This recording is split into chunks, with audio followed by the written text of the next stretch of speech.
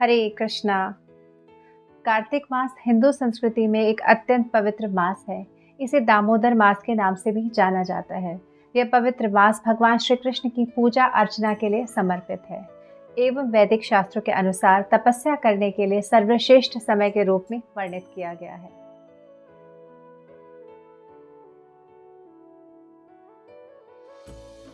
जैसा कि स्कंद पुराण में कहा गया है, जिस प्रकार सतयुग युगों में श्रेष्ठ है, शास्त्रों में वेद सबसे श्रेष्ठ हैं, वैसे ही नदियों में गंगा श्रेष्ठ मानी गई है।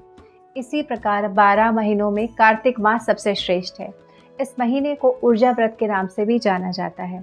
ऊर्जा का अर्थ है शक्ति और श्री कृष्ण की आंतरिक शक्ति को संदर्भित करता है, जो वृंदावनेश्वरी श्री राधा के अलावा कोई नहीं है। और इस प्रकार श्रीमती राधा रानी कार्तिक के इस महीने की अधिष्ठात्री देवी हैं। यह महीना भक्त वात्सल्य से भरा होता है। इस माह में भगवान अपने भक्तों पर विशेष कृपा करते हैं और उनकी दया दृष्टि अपने भक्तों पर अत्यधिक पड़ती है। कार्तिक माह में की गई थोड़ी सी भी भक्ति हजारों गुना पुण्य फल प्रदान करती है। इस माह में किया गया कोई भी पुण्य कर्म अन्य माह में किए गए पुण्य लाभ से हजारों गुना अधिक श्रेयस्कर होता है। पद्म पुराण में कार्तिक मास को कृष्ण का प्रिय महीना बताया गया है। इस पवित्र महीने के दौरान की जाने वाली भक्ति को सामान्य से अधिक आध्यात्मिक परिणामों के साथ पुरस्कृत किया जाता है। इसीलिए भक्त अपनी आध्यात्मिक जीवन की प्रगति करने के लिए पूरे महीने में अपनी भौतिक आवश्यकताओं को कम करके अपने जीवन को भगवान की भक्ति में लगाने का संकल्प लेते हैं। इस समय भक्त अपने भजन और सेवा को अधिक से अधिक बढ़ाकर भगवान के और अधिक निकट चले जाते हैं। कर्मकांड के मार्ग में भी कार्तिक मास को बहुत अधिक महत्व दिया जाता है।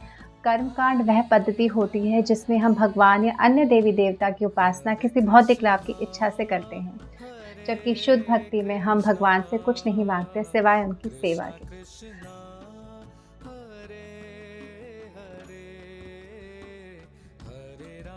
कृष्ण या उनके भक्तों की लीलाओं से संबंधित कई त्योहार इस महीने के दौरान होते हैं।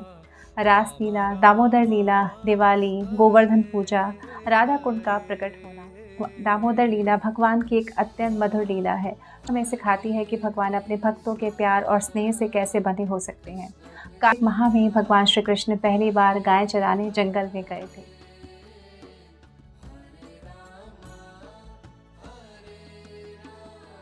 कार्तिक माह को दामोदर माह भी कहा जाता है। एक दिन जब माँ यशोदा बाल कृष्ण को स्तनपान करा रही थी, लेकिन माँ यशोदा को अचानक कृष्ण को बीच में रोककर नीचे बैठाना पड़ता है, क्योंकि वहाँ पास में रखे चूल्हे पर दूध उबलने लगा था। माँ यशोदा जल्दी से दौड़कर चूल्हे की ओर जाती है, लेकिन अपनी माता द्वारा इस अवस्था में छोड़े जाने पर श्री कृष्ण बहुत क्रोधित हो जाते हैं। उनके होठ और आंखें क्रोध से लाल हो जाती हैं। वे अपने दांतों से होठों को क्रोधवश दबाते हैं और पत्थर का एक टुकड़ा उठाकर वहीं पास में रखे हुए मक्खन के बर्तनों को तोड़ देते हैं और फिर उन बर्तनों में से मक्खन निकालकर और आंखों में छोटे आंसू को लेकर एक सुनसान जगह बैठ जाते हैं और मक्खन खाने लगते हैं और साथ ही में वहाँ उपस्थित बंदरों को भी मक्खन बांटने लगते हैं। कृष्ण का ऐसा व्यवहार देखकर मैया यशोदा कृष्ण को दंड देने का सोचती हैं और आंगन में उन्हें रस्सी द्वारा उखल से बांधने का प्रयास करती हैं। वह जैसे ही कृष्ण को कमर से बांधती हैं, वैसे ही रस्सी 2 उंगली छोटी पड़ जाती है। यशोदा बार बार रस्सी जोड़कर कृष्ण को पुनः पुनः बांधने का प्रयास करती हैं, लेकिन रस्सी फिर भी 2 उंगली छोटी पड़ जाती है। तब नटखट कृष्ण को मैया यशोदा पर करुणा आ जाती है, क्योंकि मैया यशोदा बहुत ही थक जाती हैं। तब फिर कृष्ण मैया यशोदा से बन जाते हैं।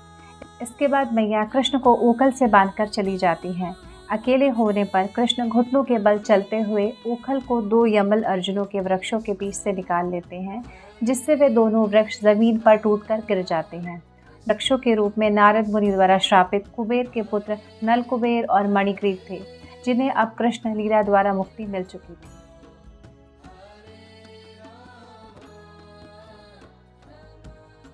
कार्तिक माह में दीपदान के अनंत लाभ शास्त्रों में बताए गए हैं। कार्तिक मास में जब भी कोई श्री भगवान को दीपक अर्पित करता है, तो उसके लाखों करोड़ों पाप पलक झपकते ही नष्ट हो जाते हैं। जो भक्त भगवान केशव को प्रसन्न करने के लिए दीपक अर्पित करता है, वह इस मृत्यु लोक में पुनः जन्म नहीं लेता। कार्तिक मास में दीप अर्पित करने से सूर्य ग्रहण के समय कुरुक्षेत्र में स्नान करने या चंद्र ग्रहण के समय नर्मदा नदी में स्नान करने से प्राप्त फल से 10 लाख गुना अधिक पुण्य फल प्राप्त होता है। जो भक्त श्री भगवान को घी का दीपक अर्पित करते हैं, वह अनेक अश्वमेध यज्ञों का फल प्राप्त करते हैं। यदि कोई भगवान श्री हरि के मंदिर में थोड़े समय के लिए भी कार्तिक मास में दीपक जलाता है, तो उसने लाखों कल्पों के लिए जो भी पाप अर्जित किए हैं, सभी नष्ट हो जाते हैं।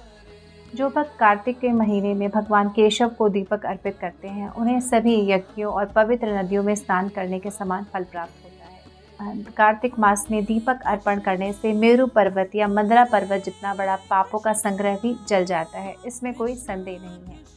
पितृपक्ष में अन्नदान करने से या ज्येष्ठ या आषाढ़ के गर्म महीनों में पानी बांटने से प्राप्त सभी फल कार्तिक के दौरान दीपक को अर्पित करने से आसानी से प्राप्त हो जाते हैं। जो व्यक्ति पूरे कार्तिक मास में दिन में केवल एक ही बार भोजन करता है, वह बहुत शक्तिशाली और वीर बन जाता है।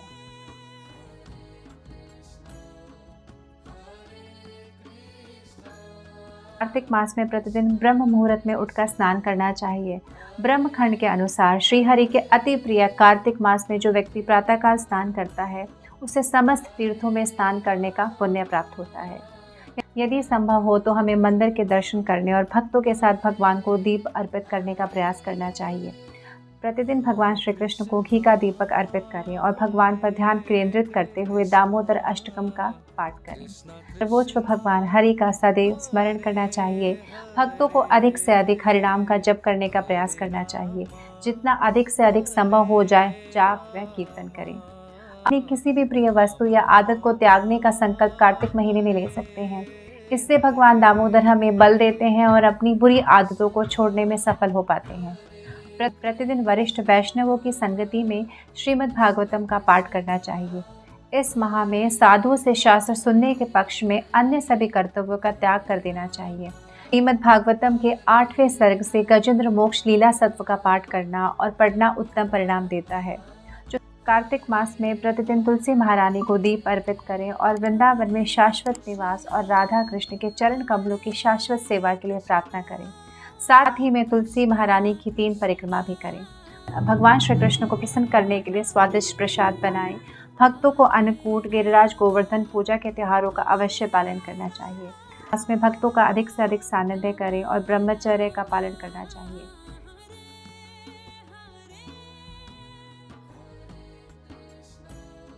पवित्र मास में वैष्णव आलोचना से बचें, दूसरों में दोष न खोजें एवं किसी से ईर्ष्या न करें। इस मास के दौरान हमें 4 नियामक सिद्धांतों का पालन करने का पूरा प्रयास करना चाहिए, जैसे कि मांस न खाना, जुआ न खेलना, नशा न करना एवं अवैध संबंध स्थापित न करना। सबसे महत्वपूर्ण बात यह है कि हमारी चेतना को नीचे गिराने वाले निकृष्ट कार्यों में समय व्यर्थ नहीं करना चाहिए। जितना हो सके हमें भगवान के नाम का जप करना चाहिए एवं श्रीमद् भागवत का पाठ करना चाहिए। कार्तिक मास को यूं व्यर्थ न जाने दें। भगवान दामोदर की सुंदर लीलाओं को याद करते हुए और भगवान से ये इच्छा प्रकट करते हुए कि किसी न किसी दिन हम भी उन्हें अपने प्रेम की रस्सियों से बांधने में समर्थ हो पाए और उनके नाम, रूप, गुण, लीला और धाम का सदैव स्मरण करते हुए इस मनुष्य जीवन को सफल बनाएं। आशा करती हूँ कि आपको इस वीडियो से कार्तिक मास का महत्व और उसकी महिमा का थोड़ा बहुत ज्ञान तो ज़रूर हुआ होगा। अगर आपको ये वीडियो पसंद आए हो तो वीडियो को लाइक और चैनल को सब्सक्राइब करना ना भूलें। आप वीडियो को आगे शेयर भी कर सकते हैं, जिससे कि अन्य लोग भी इस पवित्र मास का लाभ उठा सकें। इसी तरह की स्पिरिचुअल इन्फॉर्मेशन और वीडियो के लिए जुड़े रहें श्री हरि कान्हा चैनल से। हरे कृष्णा। हरे कृष्णा, हरे कृष्णा।